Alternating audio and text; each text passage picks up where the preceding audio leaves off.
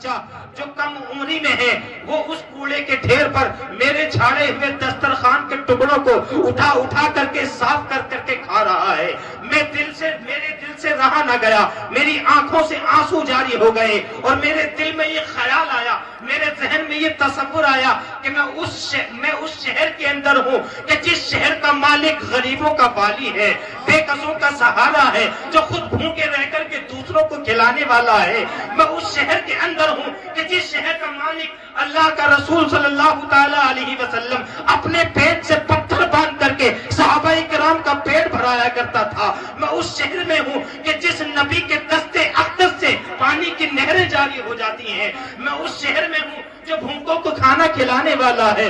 مجھ سے رہا نہ گیا, بیتابی بڑھ گئی اور میں نے اس بچے کو جا کر کے ہاتھ پکڑا اور اس کا نام پوچھا اور اس سے پوچھا کہاں رہتے ہو. کہا کہ میں اسی شہر میں رہتا ہوں. کہا کہ میں اس کو اپنے کمرے میں لایا اور کمرے میں لانے کے بعد اس کو میں نے دسترخوان لگا کر کے جب کھانا کھلایا تو بچہ لذیذ کھانا کھا کر کے شکم سیر ہو گیا اور فرط محبت اور خوشی سے اس کے چہرے پر عجیب کشمکش چھا گئی اور اس کے چہرے پر اس کی خوشی دیکھنے کے بعد میں مجھ سے رہا نہ گیا. علامہ ظفر احمد عثمانی بیان کرتے ہیں, میں نے کہا بیٹا تم میرے ساتھ ہندوستان چلو, میں تمہیں وہاں پر اچھے کھانے کھلاؤں گا, اچھے کپڑے پہناؤں گا, اچھی تعلیم دلاؤں گا, اچھی چیزیں کھلاؤں گا. تو اس بچے نے کہا مولانا صاحب میں اس بات کے لیے اپنی والدہ سے معلوم کر لوں, اس کے بعد پھر میں آپ کے ساتھ چلوں گا. یہ چھوٹا سا بچہ ہے. اس بچے سے علامہ صاحب نے معلوم کیا آپ کے والد صاحب کیا کرتے ہیں. تو اس بچے نے کہا میرے کوئی والد نہیں ہے, میں یتیم ہوں, والد کا سایہ سر سے اٹھ چکا ہے. میری ماں ہے جو بہت سارے بچوں کو پالنے پوسنے کے اخراجات برداشت نہیں کر سکتی ہے. غربت و افلاس کا عالم ہے, تنگی بہت زیادہ ہے, حالات ناساز ہیں. اسی لیے اس کوڑے کے ڈھیر سے کھانا اٹھا کر کے اور صاف کر کے اپنے پیٹ کی بھوک مٹا رہا تھا. علامہ صاحب کی آنکھوں سے آنسو جاری ہیں. کہا تم میرے ساتھ ہندوستان چلو, وہاں کھانا بھی کھلاؤں گا. اس بچے نے کہا آپ مجھے وہاں لے جانے کے بعد اپنے یہاں چنے کھلائیں گے. اس بچے کو چنے کا شوق تھا. علامہ صاحب نے کہا بیٹا وہاں چنے وافر تعداد میں ملتے ہیں, کافی اچھی کوالٹی کے ملتے ہیں, تمہیں پیٹ بھر کر کے چنے کھلاؤں گا. یہ بچہ گھر جاتا ہے اور اپنی ماں سے اجازت لیتا ہے. ماں نے جب یہ سنا کہ کوئی مولانا صاحب اس کو اپنے یہاں لے کر کے جا رہے ہیں, اچھا کھانا کھلائیں گے, اچھے لباس پہنائیں گے, اچھی تعلیم دلائیں گے اور پھر واپس یہی چھوڑ جائیں گے, تو ماں نے اجازت دے دی.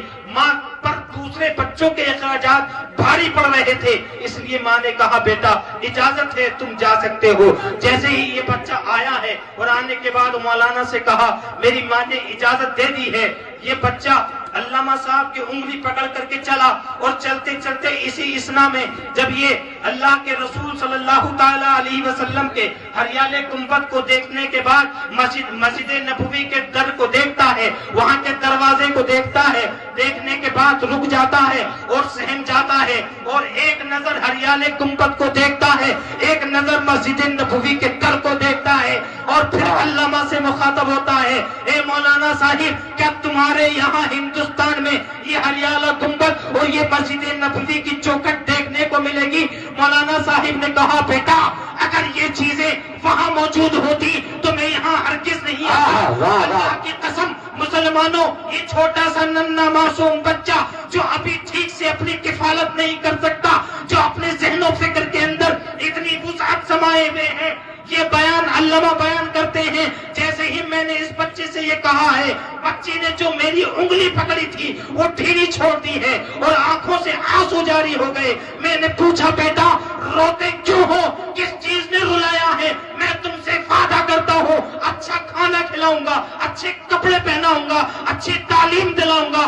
کہا مولانا صاحب اگر تمہارے یہاں ہندوستان میں یہ ہریالہ گنبد اور یہ مسجد نبوی کا در نہیں ہے تو میں تمہارے ساتھ ہرگز نہیں جاؤں گا, اس لیے کہ اس در کو چھوڑ کر کے اس ہریالے گنبد کو دیکھ کر کے میں یہاں روکھی سوکھی کھا کر کے اپنا پیٹ بھر. یہ آقا علیہ الصلوۃ والتسلیم کی شہر کے بچوں کا عالم ہے. اور ہمارے معاشرے میں پلنے والے بچے ٹی وی سیریل فلمی ڈراموں کے نام جانتے ہیں، فلمی ایکٹریس اور ہیروئنوں کے نام جانتے ہیں، صحابہ کرام کے نام سے بھی واقف نہیں، ان کے واقعات سے واقف نہیں۔ ہمیں چاہیے کہ ہم اپنے گھروں کے اندر خود سے اللہ کے رسول سے وابستہ چھوٹے چھوٹے واقعات، چھوٹی چھوٹی سنتیں انہیں سکھاتے رہیں، انہیں بتاتے رہیں۔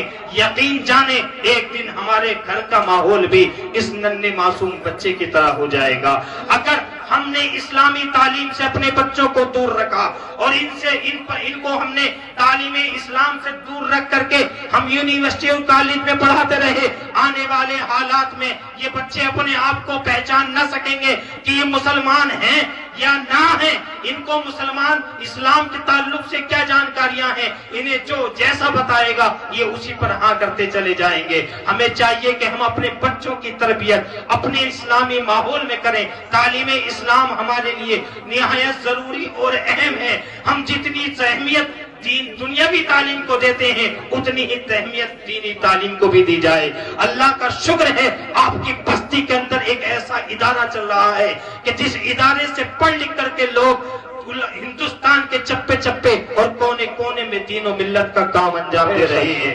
یہ صرف اور صرف آپ حضرات کی رغبت، شوق اور محبت کا عالم ہے۔ اسی طرح یہ سلسلہ جستجو اور عشق و محبت آگے بڑھاتے رہیں اور اللہ کے رسول صلی اللہ تعالی علیہ وسلم کی واقعات سے، سنتوں سے، احکامات سے اپنے چھوٹے بچوں کو آگاہ کرتے رہیں۔ وآخر دعوانا ان الحمدللہ رب العالمین۔